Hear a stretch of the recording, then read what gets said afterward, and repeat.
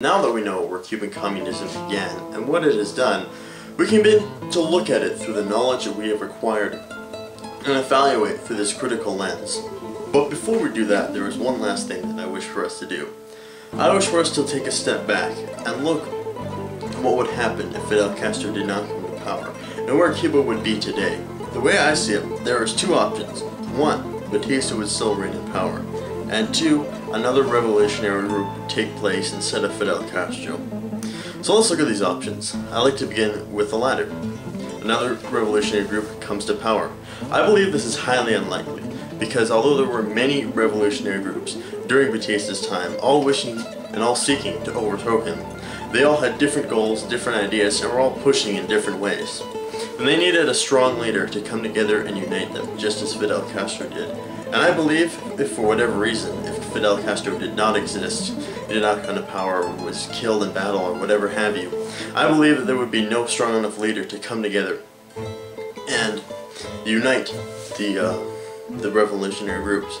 Perhaps his brother Raul or Che Guevara would, but if that happened, then it would be in a relatively similar position to whether Fidel Castro was in power or not. So if there are no other revolutionaries that could have overthrown Batista, and Batista was able to crush the July 23rd movement, then what then? What would become of Cuba then? Then of course Batista would still rule. He would still rule at the hand of the United States. He would still be privy to their interests instead of the Cuban interests. No nationalization would occur, no land reform would occur. The peasants would still be being paid pennies. There would be no education, no healthcare, no roads, no housing. None of these were on Batista's plate when he was in power. All he cared about was maintaining his power and trying to crush the opposition, which he tried to do through, of course, non-peaceful means, and failed, obviously. So, when you think about it, there's no viable alternative to Fidel Castro coming to power. If Fidel Castro did not come to power, then Cuba would be in a much worse state than it is today. With this in mind, I believe we can begin to examine Fidel Castro's work and evaluate the state of Cuban communism and where it can go from here. Well, let's begin with some of the cons of Castro's rule. One is he's a dictator. And generally speaking, in a dictatorship, there is a loss of free speech. And that has happened in Cuba. One of the other complaints people tend to bring up with Castro's government is that it's communist. However, this is a fairly arbitrary con, as if I were to complain about the Canadian government because it is capitalist. It simply doesn't make sense. Or if I were to complain about you and say that there's a flaw in your personality because you don't believe in the same religion as me, it simply doesn't make sense. Another complaint people bring about the Castro government is that it is corrupt. People claim that Castro has large Swiss bank accounts full of his own personal money. However, Castro has been quoted with saying that if you can prove that these accounts exist and you can prove that he's laundering money, then he will resign as president. So far, no one has been able to prove that his government is corrupt. No one has been able to prove these claims. So therefore, this issue remains shrouded in mystery. The last con I'm going to bring up is that Cuba is still a third world country. While this is true, it should be noted that is this because of Castro's reign, or is it because of the nature of the country? The nature of a fairly small populated country with scarce resources. No one can really say either way, but considering that it is a third world country, it should be judged on the merits of other third world countries. Now let's look at the pros of Castro's government. One is that wages have gone up since Batista's regime. This is largely in due part to the fact that foreign ownership is no longer a problem in Cuba. Now that there are no foreign ownerships paying the Cuban workers, the workers receive a decent wage in order to make sure they have decent housing and are able to afford Cuban goods and keep the GDP up. The second pro to Castro's government is better education.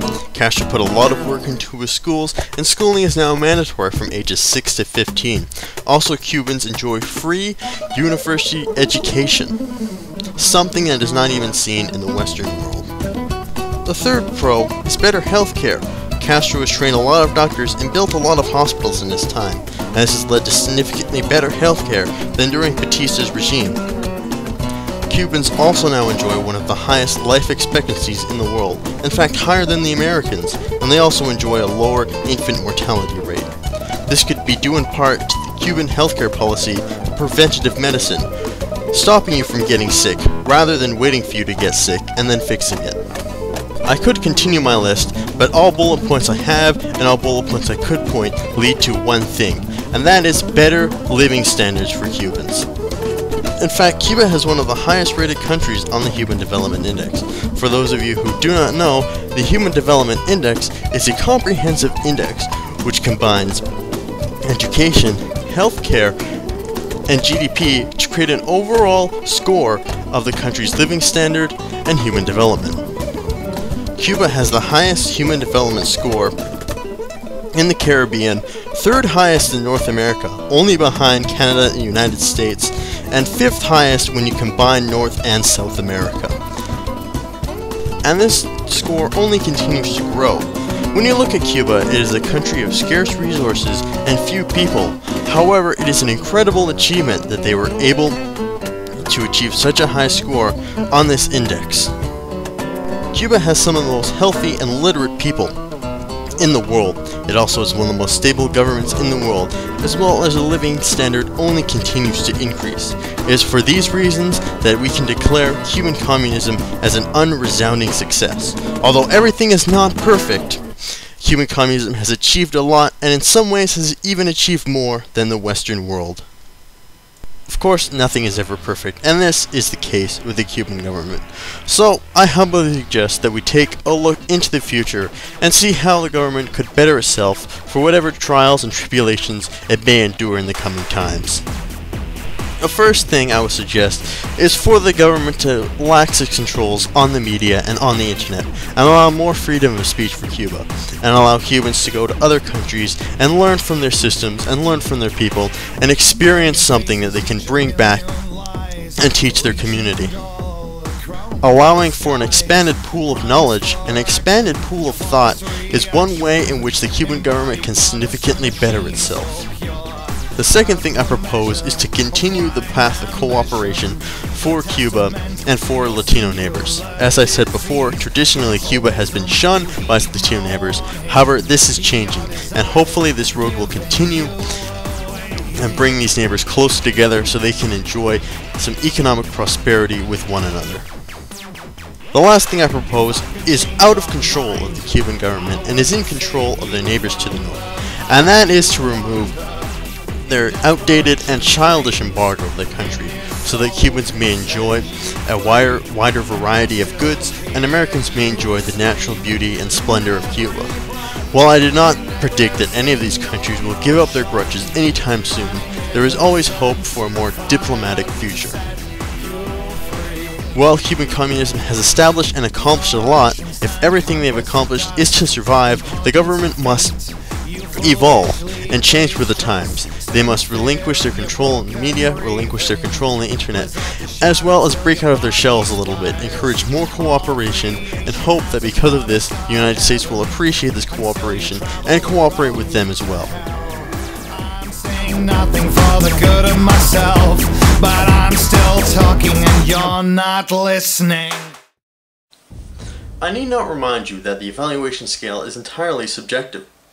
If you were to choose to evaluate a country based on its freedom of speech and how much freedom of speech it has, then Castro's government has not succeeded as well. However, I chose to evaluate the country based on its education, healthcare, and GDP. The entire parameters based upon the Human Development Index, which is the predominant index which encompasses all factors of living standard and human development. Before I bid you adieu, I would just like to say Castro has provided one of the most stable and prosperous governments in the Latino region, and while not perfect and in desperate need of some evolution, people should take an example that he has done something right. Other countries and regions can look to Castro and evaluate what he has done and what he has done right and wrong, and learn from that and begin to build up their countries and build up their infrastructures in hopes that they can enjoy some of the success that Cuba has had. Thank you, and good night.